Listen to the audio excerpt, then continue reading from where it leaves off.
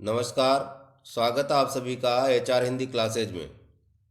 आज की इस वीडियो में हम कक्षा 12 हिंदी की पुस्तक सृजन के काव्य खंड का 9वां अध्याय मेरा नया बचपन, जो कि सुभद्रा कुमारी चौहान द्वारा रचित है, उसकी सप्रसंग वाक्य का अध्ययन करेंगे। वीडियो में आगे बढ़ने से पहले आप हमारे चैनल को सब्सक्राइब कर लें ताकि इसी प्रकार के वीडियो सर्वप्रथम आपको प्राप्त हो सके। अपने समय की लोकप्रिय कवित्री सुभद्रा कुमारी का जन्म प्रयाग में 1904 ईस्वी में हुआ था तथा उनकी आरंभिक शिक्षा भी वहीं हुई। साहित्य के प्रति उनकी रुचि बचपन से ही थी तथा 15 वर्ष की आयु में उन्होंने पहली कविता लिखी थी। उन्होंने भारतीय स्वतंत्रता आंदोलन में सक्रिय भागीदारी निभाई तथा कई बार कवित्री जेल भी गई। वे साहित्य और राजनीति में समान रूप से सफल रही। मूलतः वे कवित्री थी तथा उनकी कविताओं में दो प्रवृत्तियां प्रमुख रूप से देखने को मिलती है।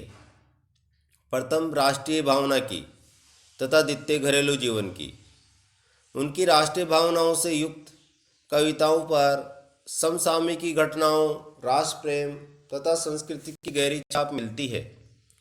उनमें काव्य प्रतिभा नैसर्गिक थी, इसलिए उनकी काव्य शैली की प्रमुख विशेषता यह है कि वह जटिल से जटिल विषय को सहज और सरल शब्दों में व्यक्त कर देती थी। भाव और अभिव्यक्ति का इतना गहरा तादात्म्य में बहुत कम रचनाकारों में मिलता है, इसलिए कोई भी भाव उनकी कविता में आरोपित नहीं लगता। बुंदेलखंड में गाए जाने वाले लोकगीत के छंद में झांसी की रानी जैसी ओजस्वी कविता उनकी प्रतिभा और दृष्टि दोनों की परिचायक है। इसलिए अंग्रेज सरकार ने इस कविता को जब्त कर लिया था, पर यह लोगों को कंटस्थ थी। इस कविता की सरल किंतु ओज भरी पंक्तियों ने हिंदी भाषा भाषी जनता को खूब प्रेरित किया था। सुभद्रा कुमारी चौहान ने कहानी और निबंध विधाओं में भी लिखा है। बिखरे मोती तथा उन्मादनी उनकी कहानियों के संकलन हैं। उनकी कहानियों में उदात्त आदर्शवाद को अभिव्यक्ति मिली है। सुभद्रा कुमारी चौहान को उनकी कहानियों पर 2 बार श्रीय पुरस्कार हिंदी साहित्य सम्मेलन की ओर से मिला। उनके निबंध भी समसामयिक समस्याओं पर केंद्रित है। उनकी पहचान एक सजग कवित्री के रूप में है, जिसने राष्ट्रीय चेतना तथा हृदय की कोमल भावनाओं को सहजता से अभिव्यक्ति दी। शिल्प के लिए कोई विशेष आग्रह उनकी रचनाओं में नहीं मिलता है। मेरा नया बचपन कविता जीवन की बाल्यावस्थाओं को जिस सादगी और भाव प्रवणता के साथ सुभद्रा कुमारी चौहान ने ढाला, वह उनकी विशिष्ट उपलब्धि है। बचपन को लेकर लिखी ये कविता अपनी तरह की दुर्लभ कविता है। बचपन जीवन का सबसे सुंदर समय होता है, जहाँ किसी प्रकार का तनाव नहीं होता। अपनी बेटी के साथ लेखिका का खोया हुआ बचपन पुनः लौट आता है।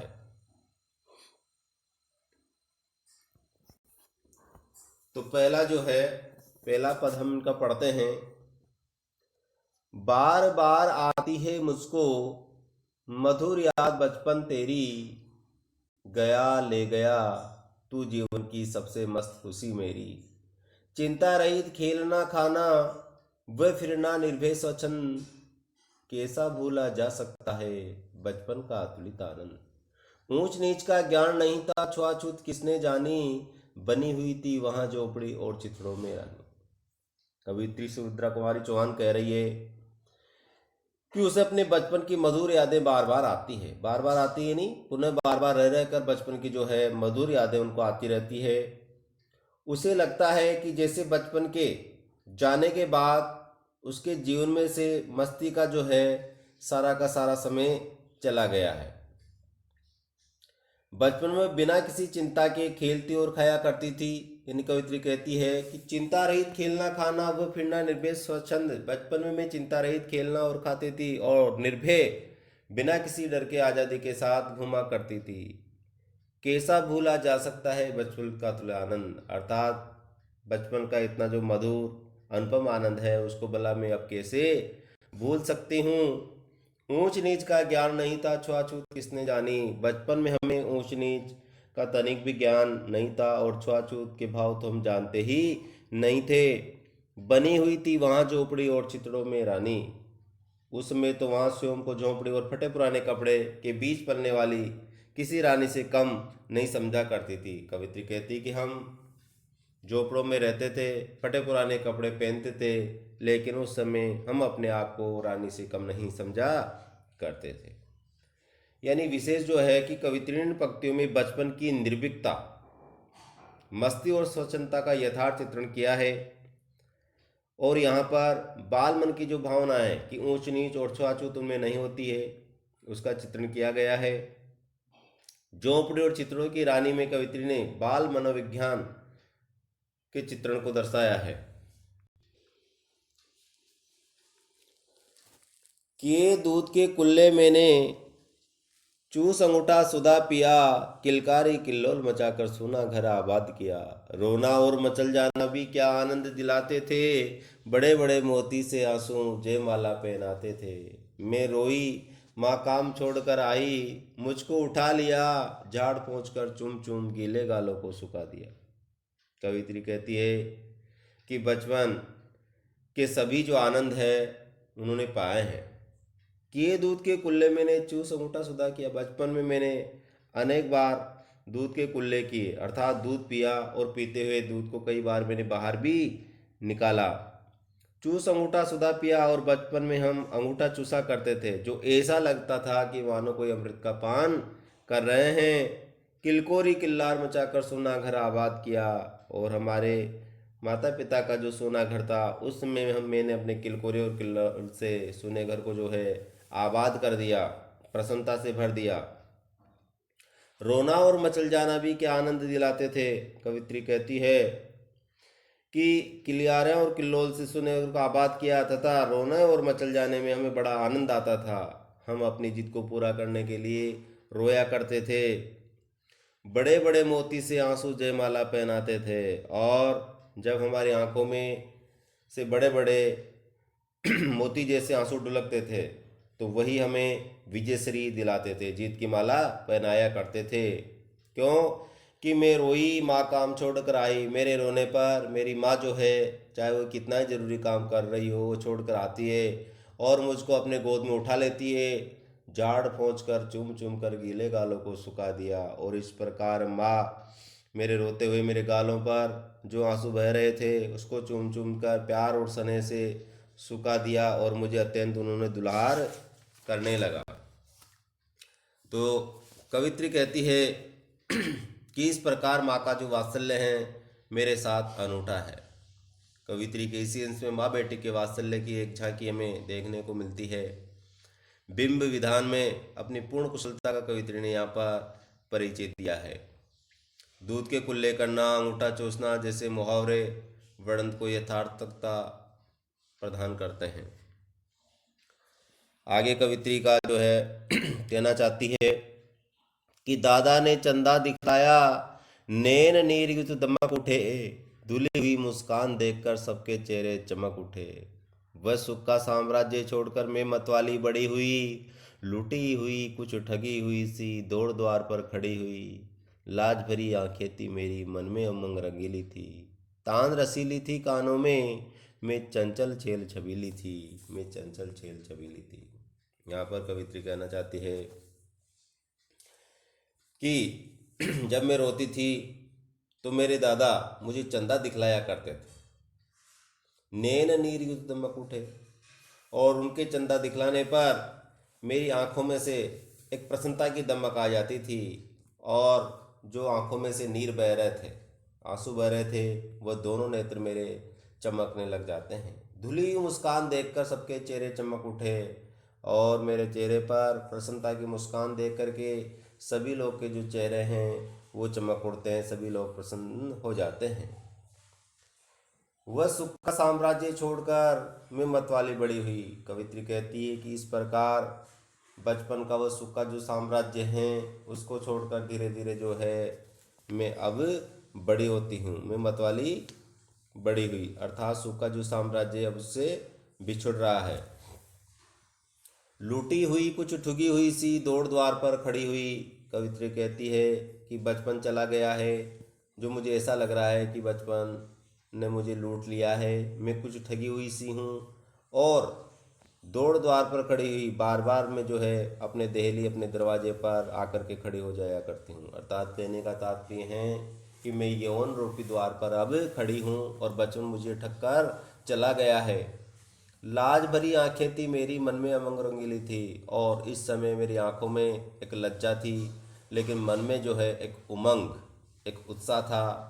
अर्थात यौवन का उत्साह मेरे मन में था। तान रसीली थी कानों में, चंचल चेल छबीली थी।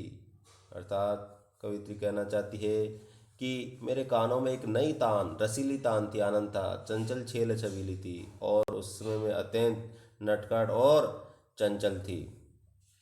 अर्थात एक चंचल और बन ठन कर रहने वाली युवती में बनने जा रही थी। इस प्रकार एक लड़पन आया हुआ था। तो यहाँ पर बचपन से किशोरावस्था की ओर और फिर युवावस्था की ओर बढ़ती लड़की में जो मनोवैज्ञानिक परिवर्तन आते हैं, उसका चित्रण कवित्री ने बड़े अनूठे ढंग से यहाँ पर किया है। नैन नीरयूत, चेहरे चमक, दौड़ द्वार, चेल छबीली में अनुप्रास तथा लुटी हुई खड़ी इसी में उपमा का सौंदर्य का वर्णन किया गया है। यहाँ पर दिल में एक चुभन सी थी, ये दुनिया अलबेली थी, मन में एक पहेली थी, मैं सबके बीच अकेली थी। मिला खोजती थी जिसको है बचपन ठगा दिया तूने, अरे जवानी के फंदे में मुझको फंसा दिया तूने। माना मैंने युवा काल का जीवन खूब निराला है, आकांक्षा पुरुषार्थ ज्ञान का उदय होने वाला है।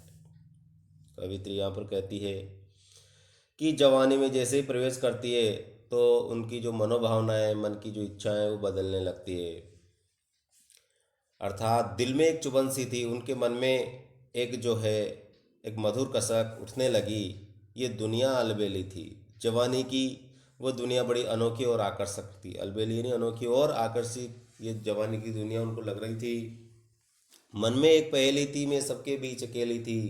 कवित्री कहती है कि उस समय मेरे जीवन में एक रहस्य था, मन में मेरे एक रहस्य बैठा हुआ था, क्योंकि मैं परिवार वाले के बीच में रहकर भी अपने आप को जो है अकेली महसूस किया करती थी। ऐसा लगता था कि मेरे विश्वस्त साथी यहाँ पर कोई भी नहीं है। अर्थात कहने का तात्पर्य है कि उस युवा अवस्था में जो मन की भावनाएं होती है, उन मन की भावनाओं को परिवार के किस सदस्य के बीच वो व्यक्त करे, साझा करे, उसका कोई साथी उसे नहीं मिल पा रहा था, तो कवित्री अपने आप को अकेला समझा करती थी। मिला खोजती थी जिसको है बचपन ठगा दिया तूने। कवित्री कहती है कि मैं जिसको खोजा करती थी वो मुझे मिला, अर्थात युवावस्था उसको प्राप्त हुई, लेकिन हे बचपन ठगा दिया तूने। लेकिन जो अनूठा समय बचपन का है, वो बचपन जो है उसको ठग के चला गया है। अर्थात बचपन ने उसके साथ जो है छल किया है। माना मैंने युवा काल का अरे जवानी के फंदे में मुझको फंसा दिया तूने। कवित्री कहती है कि बचपन तू ठग कर चला गया, लेकिन जवानी रूपी फंदे में मुझे तू फंसा करके चला गया है। माना मैंने युवा काल का जीवन खूब निराला है। कवित्री कहना चाहती है कि मैं ये तो मानती हूँ कि जो युवा काल होता है, तरुण अवस्था होती है, वो जीवन खूब ही निराला, खूब मस्ताना होता है। आकांक्षा पुरुषार्थ ज्ञान का उदय होने वाला है, क्योंकि युवावस्था में ही आकांक्षा, ज्ञान, पुरुषार्थ आदि करने के मन के जो भाव हैं उसी अवस्थाओं में आते हैं। अर्थात ज्ञान में वृद्धि होती है। यानी जवानी का जो समय है वास्तव में बड़ा ही मन मुग्धकारी होता है। तो यहाँ पर कवित्री ने किशोरावस्था से जवानी में प्रवेश करते समय युवा हृदय में जो भावनाएं और जो अनुभूतियां जागा करती है, उसी का मनमोहक भाषा में यहाँ पर चित्रण किया है। साथ में ही कवित्री ने बताया है कि बचपन के भोले भाले जीवन की दहेली लांग कर जब मन जवानी के प्रांगण में प्रवेश करता है तो इतनी मधुर अनुभूतियाँ और उत्सुकताएं जागती है कि युवा को लगता है कि उसे ठग लिया गया है। तो कवित्री ने इस ओर भी जो है संकेत किया है।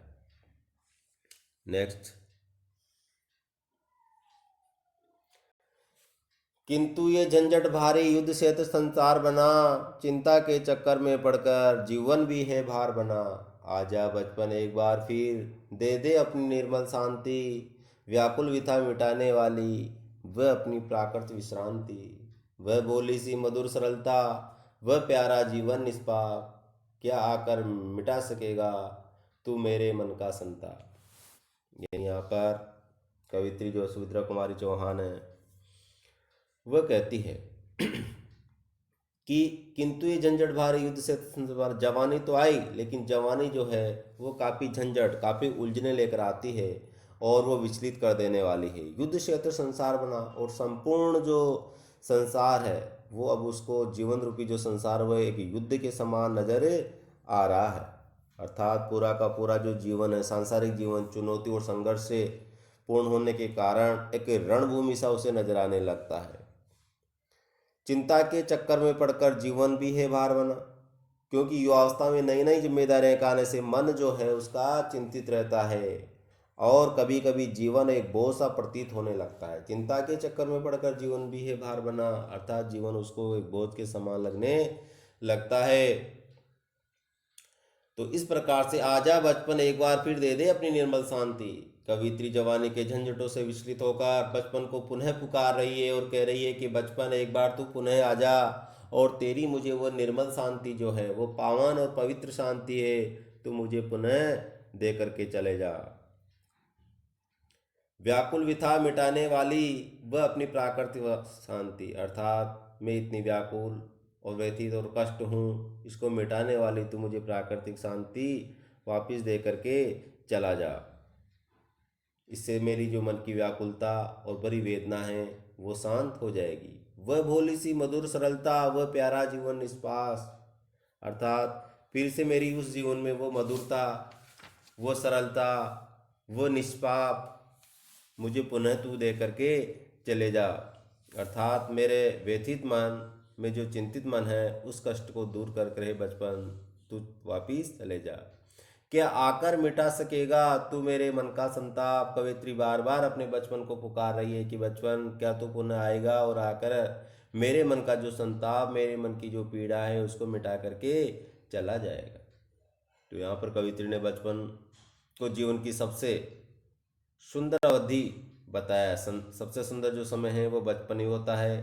जवानी भले ही अनेकानेक आकर्षक भेंटों से भरी हो, पर बचपन की निर्मल शांति के सामने वो कहीं भी नहीं ठहरती है। क्यों? कि युवाओं को चिंता और झंझट के जाल में उलझा देती है। इस प्रकार कवित्री जो है बार बार अपने बचपन को वो पुकार रही है। मैं बचपन को बुला रही थी, बोल उठी बिटिया मेरी, नंदन वंशी फूल उठी वह छोटी सी कुटिया मेरी। माओ कहकर बुला रही थी, मिट्टी खाकर आई थी, कुछ मुंह में कुछ लिए हाथ में मुझे खिलाने आई थी। पुलक रहे थे अंग दृगों में कोतुलता छलक रहा, मुंह पर भी आह्लाद लालिमा विजय गर्व था झलक रहा।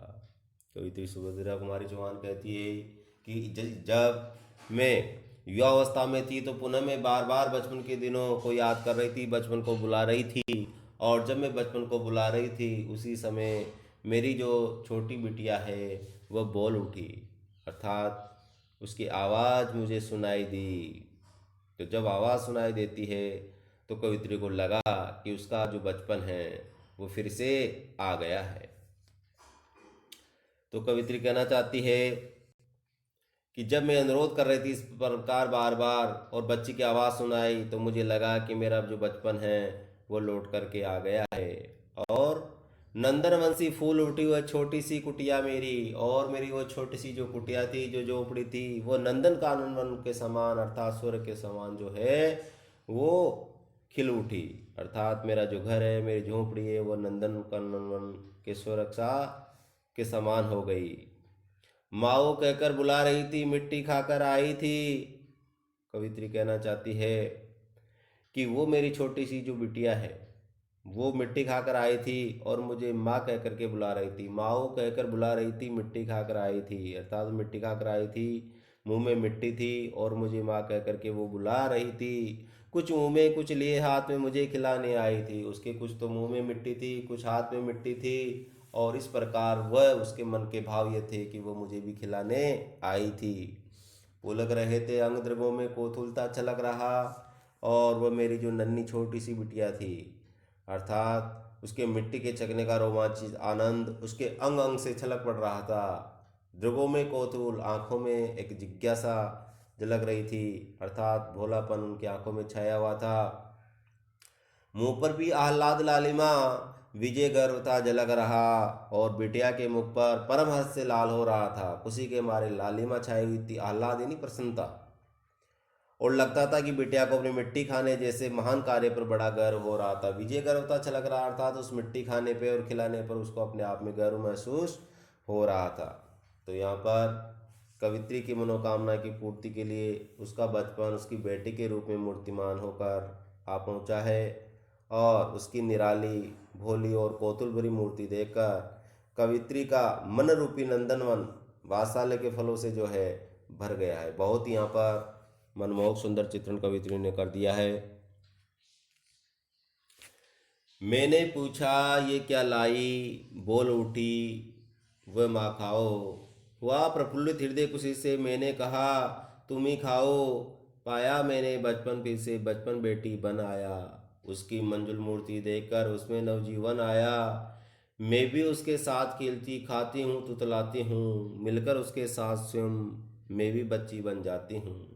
जिसे खोजती थी बरसों से अब जाकर उसको पाया, भाग गया मुझे छोड़कर वो बचपन फिर से आया, वो बचपन फिर से आया।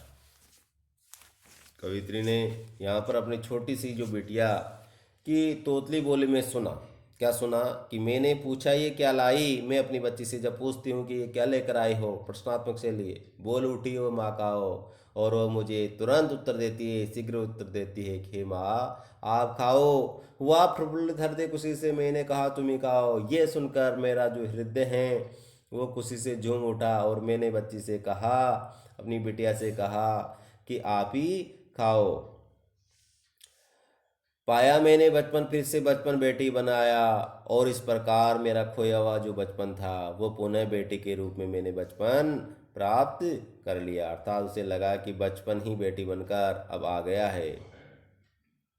अर्थात इस घटना से वो स्वयं जो है कवित्री वो भी बेटी बन जाए। इस घटना से उत्साहित होकर स्वयं भी बच्ची जैसी बन गई है। उसकी मंजुल मूर्ति देखकर, मंजुल यानी सुंदर, उसकी सुंदर मूर्ति देखकर, सुंदर शकल देखकर मुझ में नवजीवन आया, अर्थात मेरे में एक नया जीवन का संचार हो गया।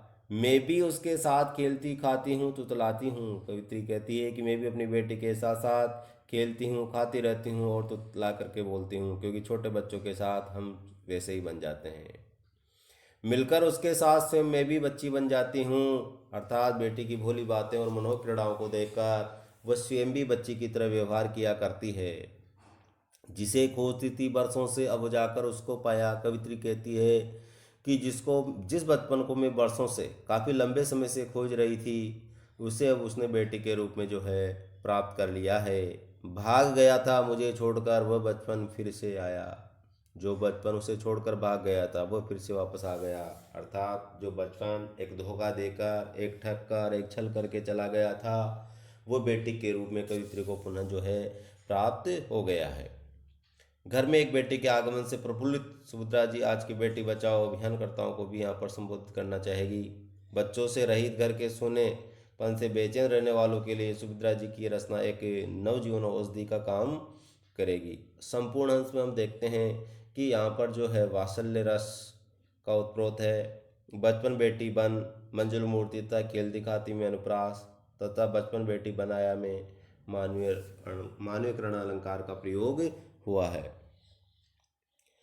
आशा करता हूँ कि ये वीडियो आपके लिए काफ़ी उपयोगी रहेगा।